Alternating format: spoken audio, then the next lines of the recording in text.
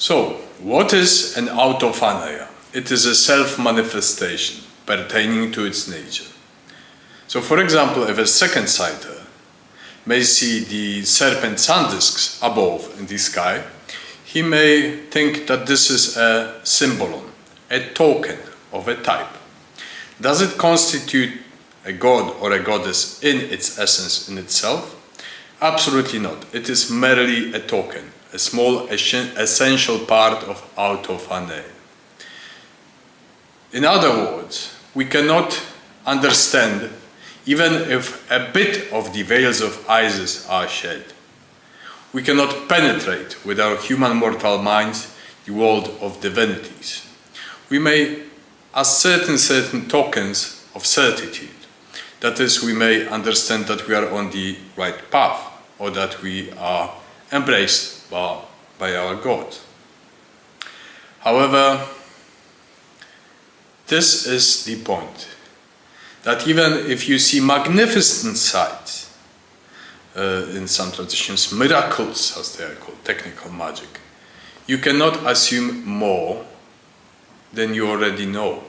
And you may not penetrate divinity in its fullness because you are limited by your mortal human apparatus, cognitive, emotional, soulful, pneumatic, daimonic, and so on and so on. So, what is the point? Some people may say, especially in the New Age fringe phenomena, holographs.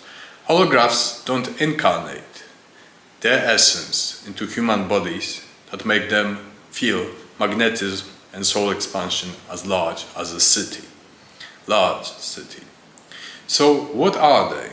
If we take stellar gods for the ensoulment of stars, then they reify this wholeness of themselves in a single little point, in a single little vision. So let's think about an inverse pyramid. So this is the essence of the given god or a goddess or divinity, a pluribus unum. And the tip of the pyramid over here is what they expound, what they show us. This is the veil of Isis, the tip of the inverse pyramid. And you'll never witness the whole of divinity until you're a mortal human animal. This is a quest of ascent and climbing. That is why I always say that I'm a hermetic, that is hermeneuo, the act of interpretation, hypophet, you interpret the divine signs, but only in as much as you may understand them with your knowledge, episteme, with your thought, with your cognitive models, and so on and so on. Never beyond that. That's why it was said by Diogenes that education, knowledge, wisdom, understanding, apt mind, apt soul, is the temple of the muses. Because the muses, intelligences, spirits may not inspire more than you already have within. So you need to prepare yourself with the knowledge, with the thinking skills, with the aretology, homoexisteo, the act of preparation of the human vessel and the via regia in order to participate in the theon ergon. Then the gods start walking upon you in order to shape you. So it is always an individual mysteriosophy, an individual soteriology, an individual mystagogy. Nobody will do it for you. Because this is a simple law that posits that your personal strife, blood, toil, sweat, responsibility, battle, blood, may rectify you into a strong diamond, a spirit. Nothing else. It won't be done by a priest, by praying to a corpse, by praying to the God of the Jews. No. If you want to climb higher, you need to walk your ass off and perfect yourself. Now I know some say that occult is a luxurious event, a luxurious product. Now, I wasn't much privileged for many of my years. I come from a very poor background of the Old Prague district in Warsaw, almost a ghetto. Somehow I climbed throughout, despite of the fact by being destroyed by multiple forces, including religious bigots from the other side. However, somehow I made a stance for 17 years, since the age of 21, when I started being a clairvoyant, in seeing the divine and the Hecate side of affairs, the black air. So, the main motto of this small speech is, even if you see divine things, miracles, use your brains. It is only an interpretation that you are capable of. Nothing else, nothing more. And if you go wrong, nobody will guide you out of it. Right? If you're correct, you may be reaffirmed on the path.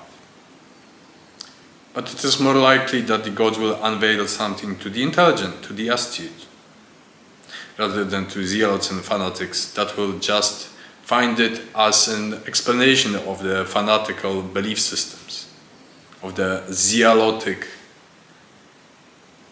inclinations.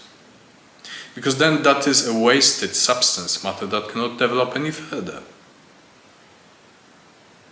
And if you want to develop, you need a substance matter that is ready to be shaped and molded by the gods. Like in the Masonic orders, you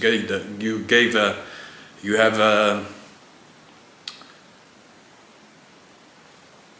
clay from which you shape everything, perfection. Not perfection as in being perfect in something, rounding, all in your nature, your daimon, your ethos, your inclinations into something perfect.